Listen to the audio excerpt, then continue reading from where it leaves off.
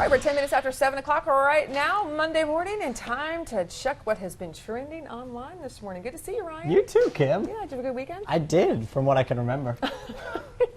Well, that's good. Yes, I've glad. been told it was fun. Facebook pictures tell me it was fun. Is it trending? Nothing you did is trending. Hopefully not. Okay. I hope not. What good. is trending is a joyous event that's happening right now in New York City as One World Trade Center opens up for business. Now, publishing giant Condé Nast is going to start moving into that building today. That's 3,400 editors, writers, and advertising executive at 18 different magazines are going to occupy floors 20 through 44, which is 24, if I did that math right, a total of 1.2 million square feet, which is an insane number to me. The 104-story building is now America's tallest.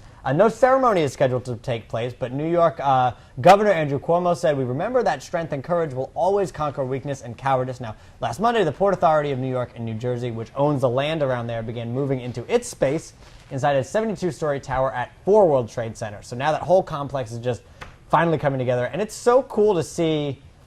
Obviously we all remember when the towers fell, and it's amazing to see how it's progressed over the years. And because I remember the huge debate about trying to figure out what the building was going to look like and what they were going to call it, and were there going to be two? Because I remember early on they were like, "Oh, we'll just build basically identical pairs of them," but then that was an issue. And right. So it's a beautiful. Have you ever seen it live? I've never seen it. It's a beautiful. Unfortunately, building. I didn't get a chance to see it before they fell. So.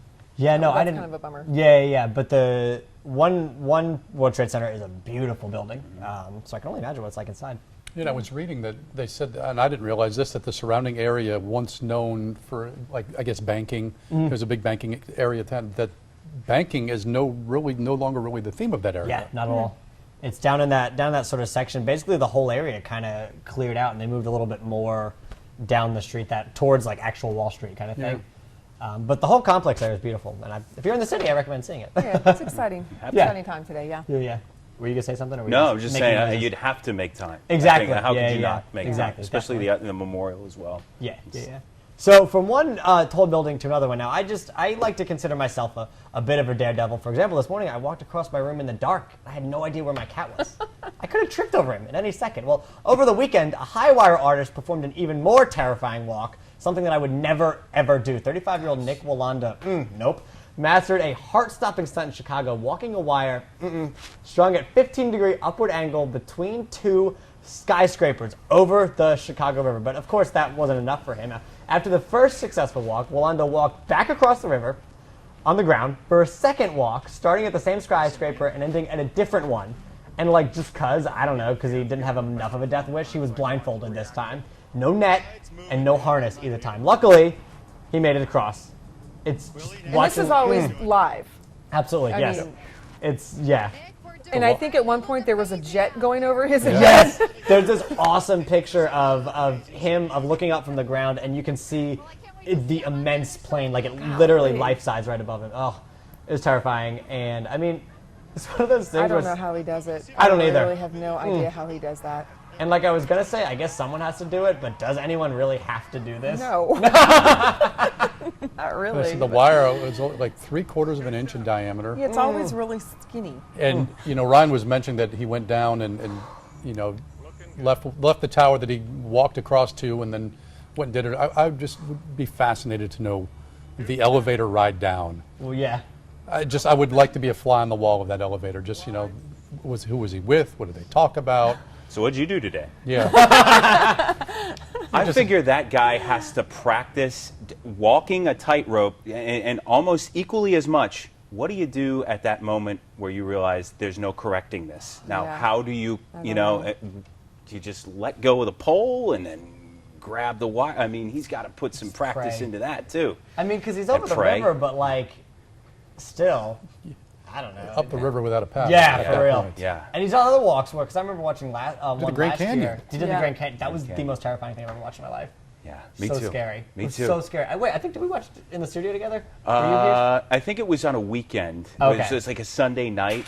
But I was riveted. I remember it was kind of white knuckling the remote control watching that. That guy's special. My daughter was there. She and my wife were trying to watch it last night, and my daughter fell asleep. And I remember putting her to bed. Mommy, will you record it? Oh, she wanted to see how it played out. Wow. Wow. That's awesome. Wow. Luckily, pretty good. Yes. Yes, Yeah. thank goodness. Now, Gannon, our last video has a few falls in it too, but they're a little more adorable, right? Yeah. Well, one recommended tightrope for these creatures. They're penguins. They're among the cutest creatures on Earth, in my humble opinion. And they're even cuter, I think, if they fall down. And perhaps a video like this is trending. Our producer Jessica found it in her feed because it's been getting cold lately. So, people looking for some cold stuff. And these guys take it all in stride. The ice, the snow, the cold temperatures, and just walking, which can be tough for them. Oh, ow. Ow. That one looks like pretty Got tough up. stuff. It's like, I'm good. up. I'm good, guys. I'm fine. I got it. I'm fine. I'm fine. Headed back up the rock formation like They nothing jump happened. on the rocks. I mean, literally, did you see that one just leap? They are very brave. And very here are the silly. bouncers. Yeah, I know. We're gonna bounce. They look like they bounce in every way, because even when they fall from like 10 feet, they bounce. Ow. Roly polies. you- Oh, they're so cute. They're doing fine. The poor things are awkward anyway. They don't have real legs. They just have feet. You know? Yeah. I mean, Oh, penguins. they need to be swimming. You're so silly. Oh, cute. Like, hey, Look at that one. let's go fishing. He's learning how to walk. He's like, Oh, mom's And learning Dad's- how to walk. Now, that- Dad's like, do as I say, not as I do. that one, you see a face plant if you're a person. That's a beak plant if you're a penguin. There it Trending is. online this morning, 12.5 million views on YouTube. Hope your Monday goes a little bit smoother.